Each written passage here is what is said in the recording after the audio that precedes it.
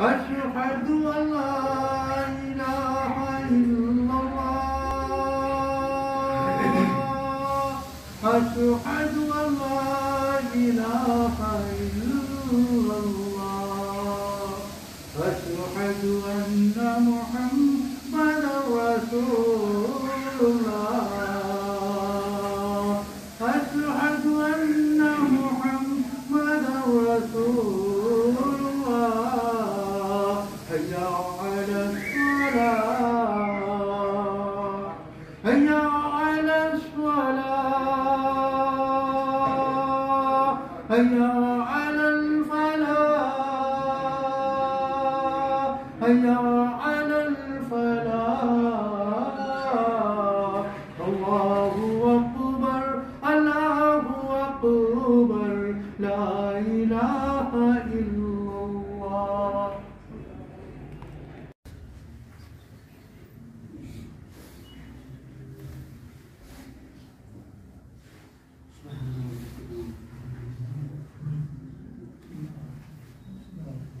پھر اللہ تعالیٰ ہلکی سی بارش برسائیں گے ایسی جیسے کہ شبنم اس کے اثر سے انسان کے جسم سے جان پڑ جائے گی. پھر دوسرا مطلب سرخ ہوگا جائے گا. پھر ایک دم سب کے سب کھڑے ہو جائیں گے اور چاروں طرف دیکھنے لگیں گے. پھر کہا جائے گا کہ لوگوں اپنے رب کی طرف سے چلو اپنے رب کی طرف چلو اور فرشتے کو حکم دیا جائے گا کہ ان حساب کے میدان پہ کھڑا ہونا کیونکہ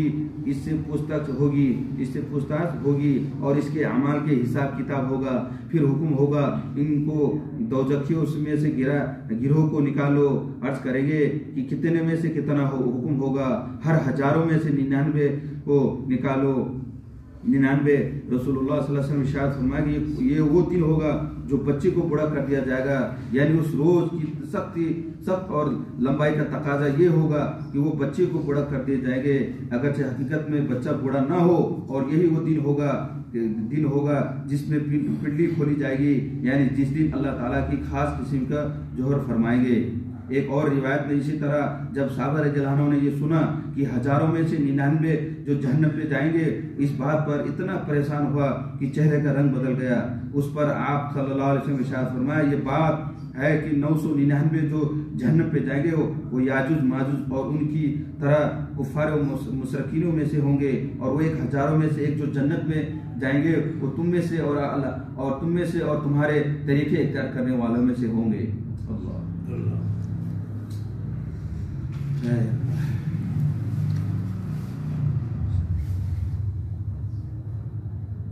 حضرت ابو ہریرہ رضی اللہ عنہ سے روایت ہے کہ رسول اللہ صلی اللہ علیہ وسلم ارشاد فرمایا کہ قیامت کے دن لوگ 3 قسم کے اٹھائے جائیں گے. پیدل چلنے والے, سوار منہ کے بل چلنے والے. عرض کیا کہ یا رسول اللہ صلی اللہ علیہ وسلم منہ کے بل کس طرح چل سکیں گے؟ آپ صلی اللہ علیہ وسلم ارشاد فرمایا کہ جس اللہ نے ان کو پاؤں کے بل چلایا ہے وہ ان کو منہ کے بل چلانے پر بھی یقیناً خدا دیتے ہوئے. اچھی طرح سمجھ لو یہ لوگ اپنے منہ کے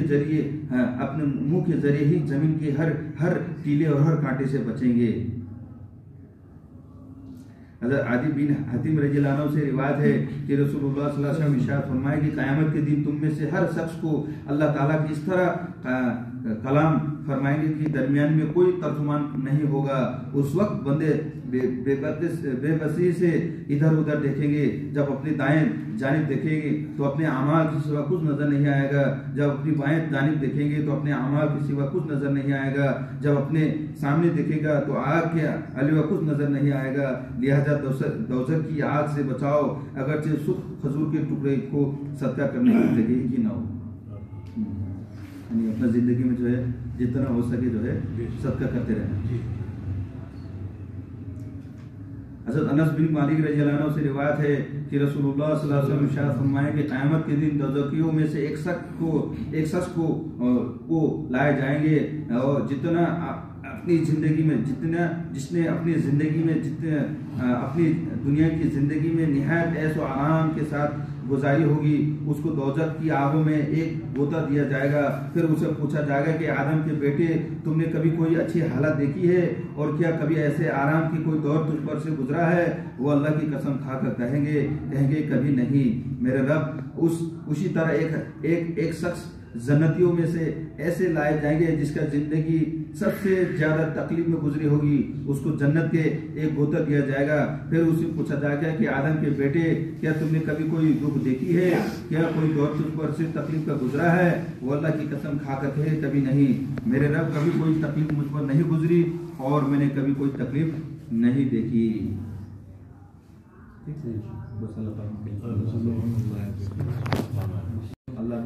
اللہ تعالیٰ کا عرض پانی پہ تھا۔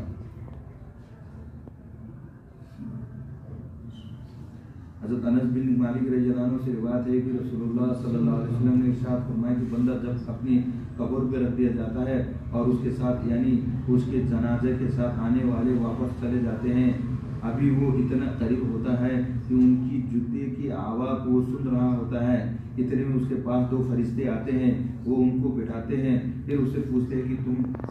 اس شخص کو جانتے ہو، یعنی محمد صلی اللہ علیہ وسلم کے بارے میں کیا کہتے ہو؟ جو مومن ہوتا ہے وہ کہتا ہے کہ میں گواہی دیتا ہوں کہ وہ اللہ تعالیٰ کے بندے اور اس کے رسول ہے۔ یہ جواب سن کر اسے کہا جاتا ہے کہ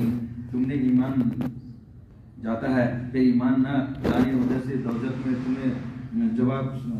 گواہی دیتا ہے، اسی اللہ تعالیٰ بندے اور اس کے رسول کا یہ جواب سن کر اس سے کہا جاتا ہے ایمان نہ لانے کی وجہ سے دوزخ میں جو تمہاری جگہ تھی وہ دیکھ لو، اب اللہ تعالیٰ نے اس کے بدلے میں تمہیں جنت میں جگہ دی گئی ہے۔ دوزخ اور جنت کے دونوں مکانوں کو بھی سامنے کر دیا جاتا ہے، چنانچہ دونوں کو ایک ساتھ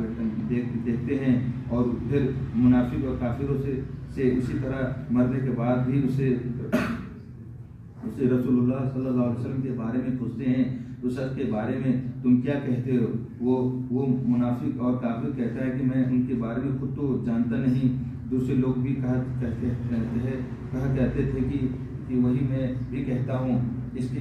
جواب میں اس کو کہا جاتا ہے کہ تم تو نہ خود تو جانا اور نہ جاننے والوں کی پرواہ کی، پھر سزا کے طور پر لوہے کے ہتھوڑے اس کے سروں پہ مارا جاتا ہے، جس سے وہ اس طرح چلتی ہے کہ انسان اور جنات کے علاوہ سب اس کے آس پاس کے ہر چیز اس کا چیخ سنتی ہے۔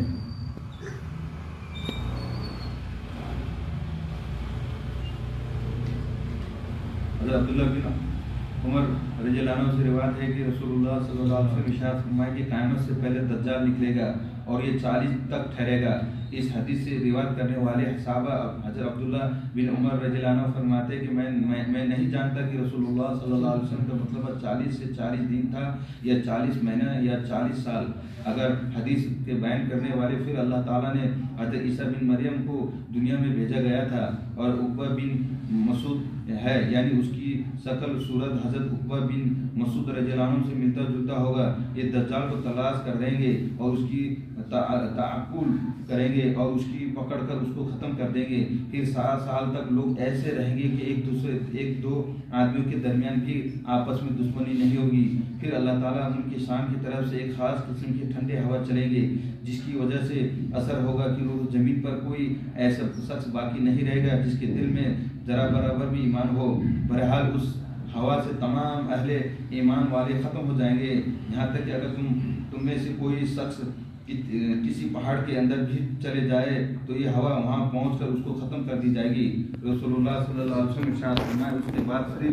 صرف پورے ہی لوگ دنیا میں رہیں گے جن کے دل ایمان کی بالکل خالی ہوگی، اس میں پرندے والی تیزی اور پھرتیلے ہوں گے، یعنی جس طرح پرندے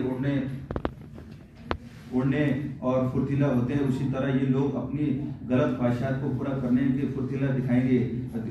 اور ایک دوسرے پر ظلم زیادتی کرنے لگیں گے، درندے والی عادت ہوں گے، بھلائی کو بھلائی نہیں سمجھیں گے اور برائی کو برا نہ جانیں گے، شیطان ایک شکل بن کر ان کے سامنے آئیں گے اور ان سے کہا جائے گا کیا تم نے میرے حکم نہیں مانی؟ وہ کہیں گے تم ہم کو کیا حکم دیتے ہو، یعنی تم نے جو کہا وہ ہم نے کہا۔ شیطان وہ بت پرستوں کو حکم دیں گے وہ اس کی تکمیل کرو اور اس وقت اس پر روزی کی فراوانی ہوگی، اس کی زندگی وجاہت بڑے اچھی ایس و نشاط والی ہوگی، پھر سور پھونکا جائے گا، کوئی اس سور کی آواز کو سنے گا، اس آواز کی دہشت اور خوف کی بے ہوش ہو جائیں گے اور اس کی وجہ سے اس کا سر جسم سے دھیرے قائم نہ رکھیں گے بلکہ اس کی گردن ادھر ادھر ڈھلکنے جائیں گے۔ سب سے پہلے جو شخص سور کی آواز سنے گا اور اس پر سب سے پہلے اس کا اثر پڑے گا وہ ایک آدمی ہوگا، اور جو اپنی اونٹوں کو حوض کی مٹی سے درست کر رہا ہوگا وہ بے ہوش ہو کر بے جان ہو کر گر جائے گا، یعنی مر جائے گا، اور